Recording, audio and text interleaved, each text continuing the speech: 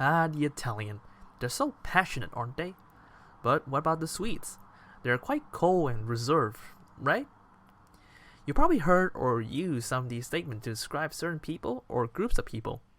Maybe you've heard about some other cultures and countries, such as Germans, Scots, Spains, Romans, and many others. Stereotype is an integral part of our everyday life, and every one of us have at least one stereotype.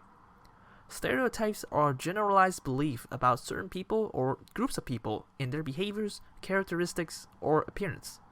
The term belief, in the definition, indicate that stereotypes are not proven facts, rather they are opinions, mostly of the majority, formed throughout history. This means that they are not always true and usually overgeneralized. So why do we use them? They simplify the world around us. Having stereotype, it seems that everyone have their place in the world. Without them, we feel a little bit lost. They help us while being in an unfamiliar environment or situation. Relying on our stereotypes help us to understand certain behaviors, opinion, and react towards them. This way, a person feels safer while meeting new people from different cultures. Stereotypes helps us justify the things we see or hear. It's easier than analyzing it according to the facts, right?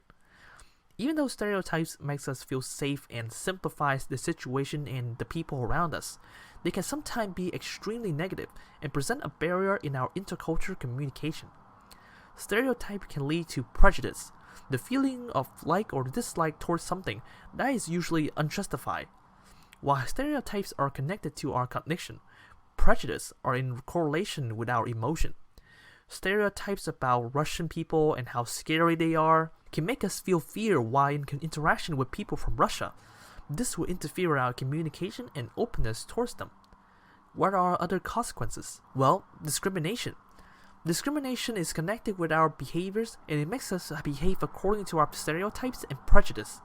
If you have a stereotype that Russians are scary, you might be afraid while talking to a Russian, and maybe try to avoid communication with them or don't even start communication with them in the first place.